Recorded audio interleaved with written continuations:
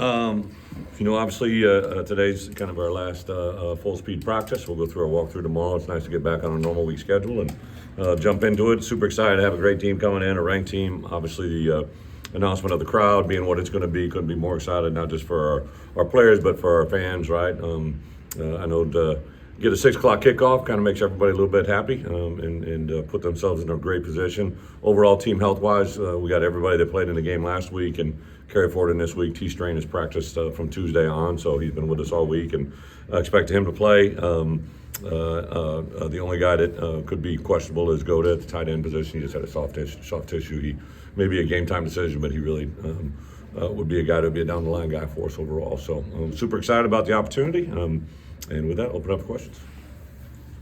This is what you kind of had in mind, right? When you came here, didn't you want to sell out crowds against the ranked team? Isn't this kind of the dream for you? Well, great point, but I think the vision of what I think most people think coming in is against Big Ten ranked opponents, right? So Right. to play an unranked or to play a ranked non-conference opponent at this time of schedule is just really pretty rare, right? Even in my coaching career, being in this league as long as I have been, right? We had some ranked opponents early on. We had Fresno State jumps to mind. I believe there was another opponent that we had ranked in the top 20, but when this schedule was created, right, back in the day, Kansas was in a different place, Illinois was in a different place. They probably threw these two teams together thinking two conferences that are going to be good matchups, and obviously there's been a change in both programs. So thankfully for the better, and super excited to see where it goes. Bret, on that point, though, I know it doesn't put any points on the scoreboard on Saturday night for you, but is there a sense of accomplishment that you're feeling around the department and around the campus that it's a Honestly, if our people didn't tell us, I wouldn't know it, right?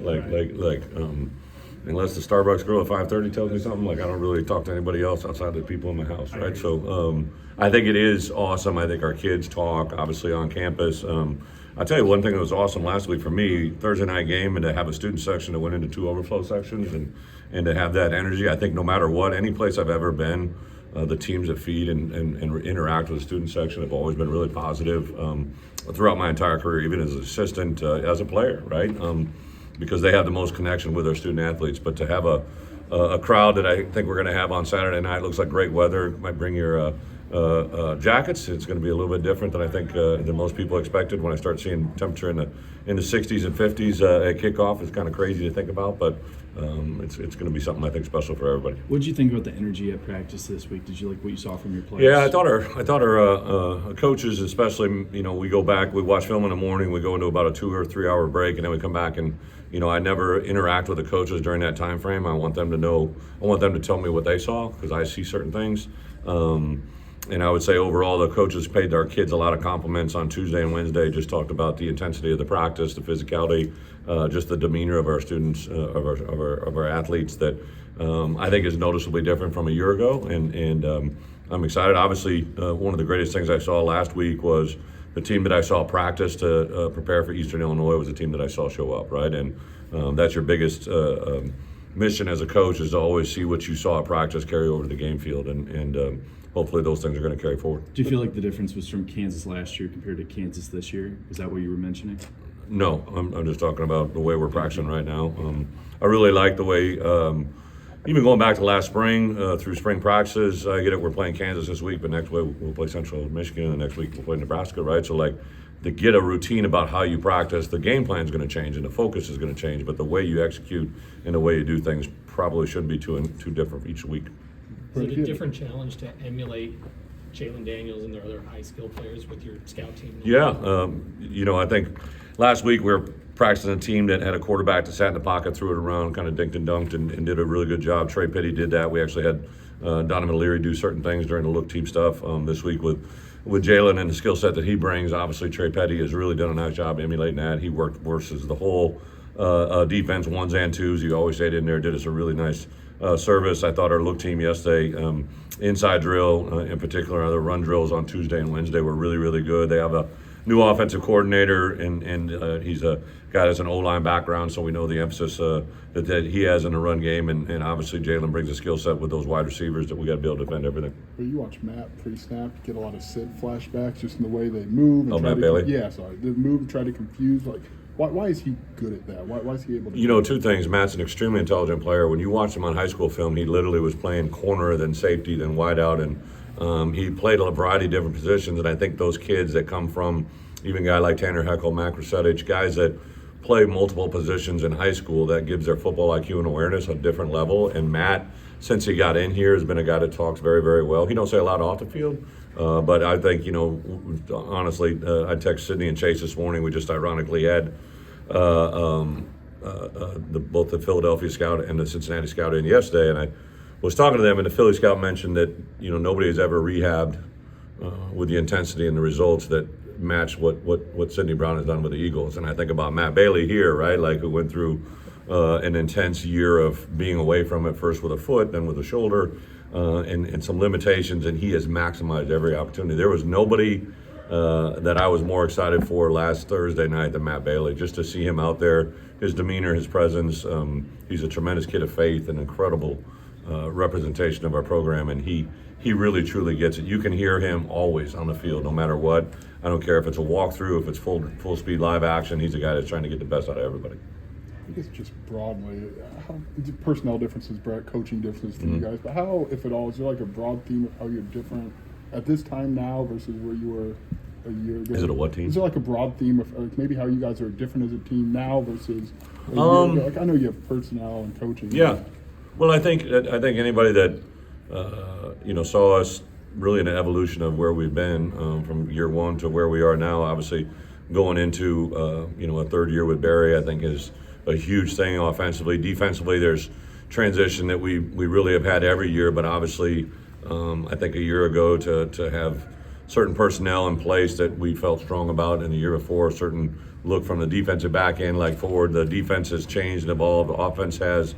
I think Dish in the special teams world, we've definitely changed some of the rhythms, but overall, I still think we should be a team that's tough, smart, dependable. And now I will say there's been a huge emphasis to have those values carry forward. I think we maybe, in one retrospect thing I looked at a year ago, is we just saying those things or we're being those things, right? And your DNA has to match who you are. And I think our guys really have embodied that. Like anything we say, and then things that we say as coaches a lot of time are regurgitated with our players, and that's truly when you have a team that's listening to you, that's a team that usually plays well, and they've done that. What did that look like to hammer those ideas home? Like how did you emphasize that this offseason? Yeah, a little bit of everything starts with me as a head coach. If you walk into our building, one of the first things on our doors walking in is to do your job. Third thing is be here. So yesterday I had a case, an example where I walked into a meeting and I was frustrated by what was going on somewhere else in the building, and that affected me in that meeting, right? And I shared that with them today. I said, hey, as a head coach, one of the things that we constantly look to do is, we got to learn from you, you got to learn from us. And it was a little thing, but it was a big thing to me. And I think humility to your players, right? Like, I wanted a point of emphasis for them to see it in that specific time, and I think the message got across, but I wanted to bring attention to it. So it's a little bit of everything. I would give a lot of credit to our leadership council. A year ago, we had a leadership council that I called the Illini Council, but I switched the name in January, and we elected a representative at every position, and then there's 3 floaters, so guys that are transfers, which is Dennis Briggs, guys that are walk-ons, which are Ryan Mead, and then we also had a freshman representative, which is Brandon Hanson.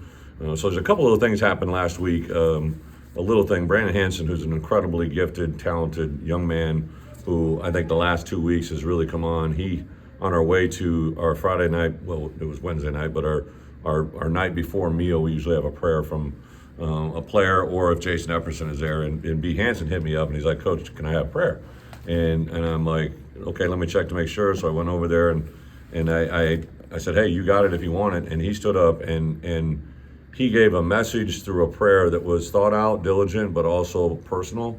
And like literally, you're not supposed to prayer and clap, I guess, but our guys went crazy after that. And then just a little thing on Saturday that's a big thing in my opinion. Caden Fagan, was on offense scoring a touchdown and comes out and covers a kick. Like, I know I said it the other day in the press, but that's like monumental stuff, right? When that happens, Pat Bryant run down, when they challenged and reviewed the score that went in, Caden Fagan ran the ball in and then had to run down to the kickoff, then ran the ball in and then ran down the kickoff, and then Josh McCray said, hey, let me take this rep. So his backup on offense jumped into his backup on kickoff coverage, which you get that kind of stuff going, man, like that's cooking with grease. Is there anything extra about this game, just knowing the performance from last year? What's that feeling inside that locker room? Yeah, I think anytime you have a rematch game, those things are big. But as far as anything extra, if you don't have your radar up for a ranked opponent coming into Memorial Stadium in a non-conference environment, that you get to represent our conference and put ourselves in front of a crowd like this, there is a factor of last year and the fact that we get familiarity with them and guys have an understanding of who some of these guys are going against, the same people they did a year ago. And obviously, hopefully everybody, offense, defense, special teams, and coaches want to perform better than we did a year ago. But I think that's probably small apples compared to the big apples of what we're in. I mean, Caden has obviously the physical skills, but like for him to be a lead blocker, be on kick coverage, like what growth have you seen from him maybe as an overall football player? Well, I think if you saw that play with Aiden Lawford running behind him, right, and just like Caden Fagan is one of the more complete players I've been around in my recruiting career and coaching and development. Just like his size, his physical development, his demeanor, his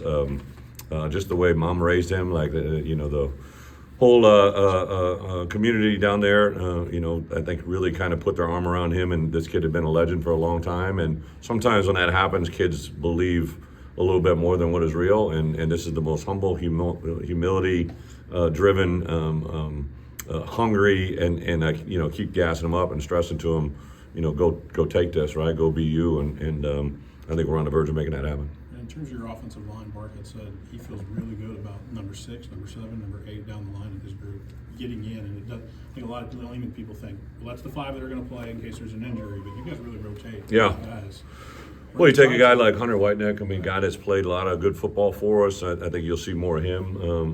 There's no doubt in my mind that, the evolution of Brandon Henderson, who kind of plays multiple positions for us, and kind of see where it's at.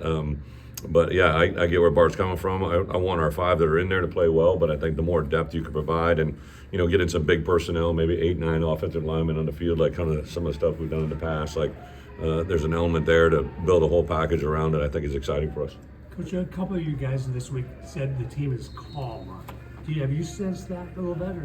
I think calm in a good way, right? Like, I don't Right, think they get yeah, rattled. Barry said something after practice the other day that rang true to me. He said, just the purpose that we practice with, like the diligence, the attention to detail, the pace. I don't see a lot of coaches screaming about, doing things that, are self-motivated from within. We're going to make corrections. On Thursdays, one of the things we should do today is I tell all my coaches to get in the position they play from on Saturday, or they coach from on Saturday, right? So I want to hear players more and coaches less on Thursday. I stress that to the group today, that they're not going to hear their coaches, because at this point I really don't care what we know, I care what they know, and to have that detail, I think, is something that's really big. Got time for like 1 or 2 more here, guys. I guess you alluded to it with Caden on special teams. When you have starters who are obviously big parts of what you do on those sides of the ball, how do you kind of weigh the pros and cons of if or not to have them on special Well, good teams make players play as much as they can to help us win, right? And I think the value of it is you're getting the reason they're a starter on offense is they're a really good player, right? So it's kind of funny, right? Like I even thought this way as an assistant coach before I became a coordinator, and then become a head coach. Somebody's a third string linebacker, and you're like, oh, he can really help us on special teams. Well, then why ain't he starting, right? Like the special teams, there's only one unit that plays. It's the first unit, right?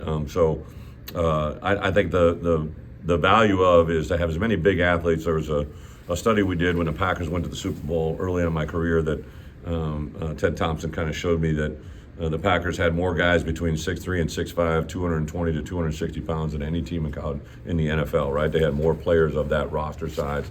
And that's when the teams that I've been around have been good, is a lot of those big skill athletes that can play a lot of physical things. Tanner Arkin right now is incredible value for us as a tight end, but he's incredibly gifted on KOR, on punt, just those little moments. Same thing, all 6 of our linebackers. Luke Zardzin might be our 5th or 6th inside linebacker, but he was our special teams MVP. When you have that kind of thing happening, those are really good things. Thanks, Brett. Thank you. Absolutely.